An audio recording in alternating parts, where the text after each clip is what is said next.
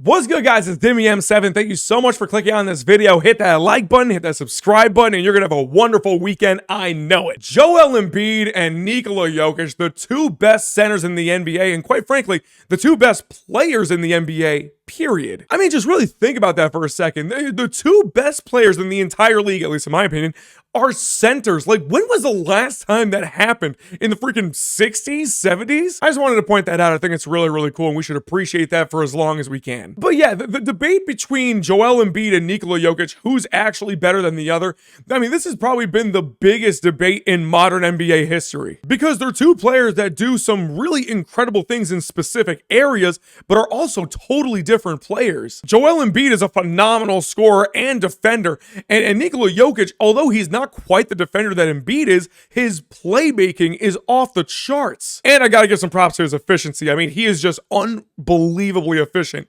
around the basket. But the reason I'm bringing both of these guys up is because yesterday, Gilbert Arenas had another spicy hot take involving Embiid and Jokic. From years from now, because nobody's gonna remember this part in history that this came in and he lost his MVP because of a rule, he's not going to be put into history fairly. Now, right off the bat, this is just unbelievably ridiculous from Arenas. Now, to give some context to anyone that may not be aware or familiar, the NBA did implement a new 65-game rule last season where essentially a player has to play 65 games minimum to be eligible for end-of-season awards and all-NBA teams, so on and so forth. And Joel Embiid, because of injuries, only played 39 games last season. 39 games out of 82. And Arenas here seems to believe that he was robbed of an MVP because of the rule, which is just flat out nonsense. Listen, I understand that Embiid averaged like 33 points per game out of those 39 games last season.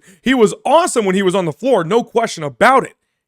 But he only played 39 games. There is no chance that he was winning MVP last season, even if the rule was there or not. Looking back at NBA history, Karl Malone holds the record for the fewest games played and won an MVP. He played 49 games, and that was in a lockout season. Since then, LeBron actually won the award with the fewest amount with 62 games, and then Giannis was 63. You get my point. Embiid was never going to win MVP. He just missed too many games last season to even be considered with or without the rule. Embiid was never winning MVP. Now, as far as the All-NBA teams, he probably would have made like the All-NBA second or third team probably. But as far as the MVP, that wasn't happening. Now, as far as his point about, how Embiid's going to be looked back on in history because of the missing games and the 65 game thing, I can sort of see where he's coming from. Maybe he won't be looked at as fondly in history because he missed some of those accolades because of his injuries. But just in an overall sense, nah, stop blaming the 65 game rule, which is, as far as I'm concerned, I know not everyone was crazy about the rule change.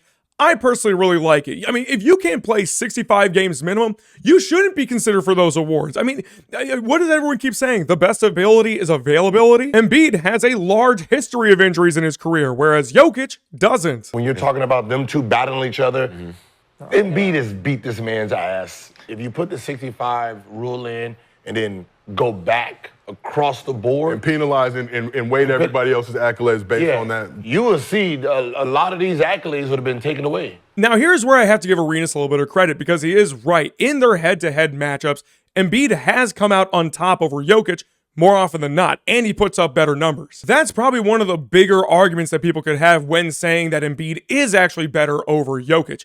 It's because of that head-to-head matchup. But the way that I see it, the way that I look at this whole Jokic versus Embiid debate is that it's just too close. Both of these guys are absolutely the elite of the elite, and they do what they do incredibly well. For me personally, I would take Jokic any day of the week because, yeah, his defense might not be as great. I understand that. It's not the greatest defense you're ever going to see in your life. However, his ability to make his teammates better around him, it's honestly LeBron-esque. Couple that with his sheer dominance in the post. His efficiency is unreal around the rim. I mean, you have to see it to believe it. You have somebody that's just dominant across multiple facets. Whereas with Embiid, he's absolutely dominant with his shooting touch and his, his footwork, all that kind of good stuff. He's stronger, he's bigger, all that kind of stuff. I get that. He's very nimble. He has great footwork. He has a great turnaround back to the basket game. He's awesome. He may dominate the game with just numbers alone, but I just don't think he makes his teammates better in that way, which is something I just value more personally. And then, as much as I hate to do it, we do have to take playoff success into account, and Embiid just doesn't have it. Now, I'm not going to include last season as a whole just because he was hobbled. We all know that he was hobbled. But at the end of the day, he was playing. And Joel Embiid, throughout his entire NBA career, has failed to get out of the second round of the playoffs. He's been to the playoffs almost every year of his career, and every single year, he just can't get to that final step before getting to the NBA Finals. Whereas with Jokic, I mean, we already know it at this point, he won a championship. That man went through his own gauntlet in the West, and he still came out on top over everybody. So to basically sum up everything, I don't agree with Gilbert Arenas that, Embiid had his MVP robbed last year. He wasn't robbed. He didn't play nearly enough games to even be considered. Even if Embiid played, let me say it this way. If Embiid played maybe 50, 55 games, then I could understand much more his argument because, 55 games is still a decent amount of games played. But 39 games is absolutely nothing. And as far as how Embiid will be remembered in history, that just depends on this season. What is he going to do now that he has Tyrese Maxey and Paul George on his team? And as far as the debate goes between Jokic and Embiid,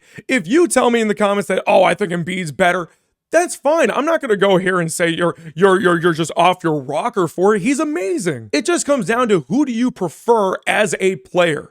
And I prefer Jokic. Anyways, that's all I got to say about it. Let me know in the comments what you think about everything. And until next time, peace.